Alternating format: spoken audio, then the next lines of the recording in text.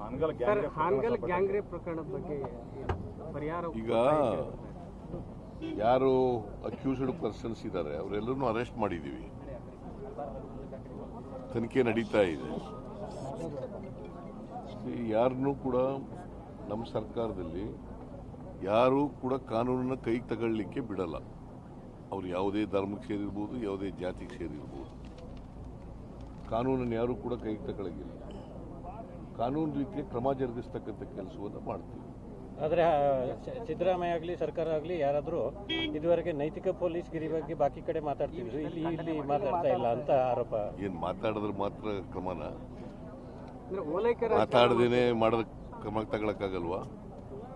ಈಗ ನಾನು ಮೊದಲಿಂದ ಹೇಳ್ತಾ ಇದ್ದೀನಿ, ಈಗಲೂ ಹೇಳ್ತೀನಿ, ಈ ಕೇಸ್ನಲ್ಲೂ ಕೂಡ ಯಾರೇ ಕಾನೂನು ಕೈಗೆ ತಗೊಂಡಿದ್ರು ಕೂಡ ಅವರಿಗೆ ಶಿಕ್ಷೆಯನ್ನು ಕೊಡಲಿಕ್ಕೆ ಪ್ರಯತ್ನ ಮಾಡ್ತೀವಿ, ಶಿಕ್ಷೆ ಕೊಡಿಸ್ಲಿಕ್ಕೆ ಪ್ರಯತ್ನ. ಯಾರನ್ನು ಕೂಡ ಇದರಲ್ಲಿ ಸ್ಪೇರ್ ಮಾಡ್ತಕ್ಕಂಥ ಪ್ರಶ್ನೆ ಇಲ್ವೇ ಇಲ್ಲ.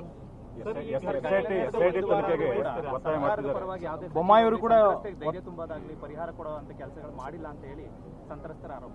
ಯಾರು ಸಂತ್ರಸ್ತರು ಇದುವರೆಗೂ ಬಂದು ಯಾವ ಸರ್ಕಾರ ಈಗ ತಾನೇ ಅರ್ಜಿ ಕೊಟ್ಟಿದ್ದಾರೆ. ನಾನು ವಿಲ್ ಕನ್ಸಿಡರ್ ನೋಡ್ತೀನಿ. ನಾನು ಎಸ್ಐಟಿ ತನಿಖೆಗೆ ಆಗ್ರಹ ಮಾಡ್ತಿದ್ದಾರೆ. ಎಸ್ಐಟಿ ತನಿಖೆಗೆ ಬಿಜೆಪಿ ಅವರು ಆಗ್ರಹ ಮಾಡ್ತಿದ್ರೆ, ಒತ್ತಾಯ ಕೂಡ ಮಾಡ್ತಿದ್ದಾರೆ. ಎಸ್ಐಟಿನಲ್ಲಿರೋರು ಪೊಲೀಸ್ನವರೇ, ಈಗ ಮಾಡೋರು ಪೊಲೀಸ್ನವರೇ ಅಲ್ವಾ? ಎಸ್ಐಟಿ ಅಂದ್ರೆ ಏನು? ಸ್ಪೆಷಲ್ ಇನ್ವೆಸ್ಟಿಗೇಟಿಂಗ್ ಟೀಮ್ ಅಂತ. ಅಲ್ಲ, ಸ್ಥಳೀಯ ಪೊಲೀಸರ ಮೇಲೆ ಹೇಳಪ್ಪ ಇಲ್ಲಿ ನೋಡ, ಅದು ತನಿಖೆ ನಡೀತಾ ಇದೆ, ಪ್ರಾಥಮಿಕ ವರದಿ ಬರಲಿ, ಮೇಲೆ ತೀರ್ಮಾನ ಮಾಡ್ತಾರೆ. ಬೊಮ್ಮಾಯಿ ಅವರು ಹೇಳಿದ್ರು ಅಂತ ಮಾಡಲ್ಲ.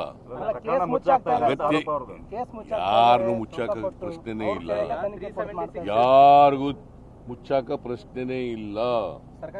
ಯಾರು ತಪ್ಪು ಮಾಡಿದ್ದಾರೆ ಅವರಿಗೆ ಕಠಿಣವಾದಂತ ಕ್ರಮಗಳನ್ನು ತಗೊಳ್ತೀವಿ.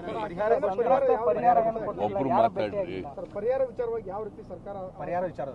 ಈಗ ಕೊಟ್ಟಿದ್ದಾರೆ ಅರ್ಜಿನ, ಅತ್ಯಾಚಾರ ಹಾಗೂ ಅನ್ಯಾಯಕ್ಕೆ ಒಳಗಾದ ನಮ್ಮ ಸಹೋದರಿಗೆ ನ್ಯಾಯ ಹಾಗೂ ಪರಿಹಾರಕ್ಕಾಗಿ ಅಂತ ಕೊಟ್ಟಿದ್ದಾರೆ. ಸರ್ಕಾರ ಇದನ್ನ ಪರಿಶೀಲನೆ ಮಾಡಿ ಸೂಕ್ತ ಕ್ರಮ ತಗೊಳ್ಳುತ್ತೆ.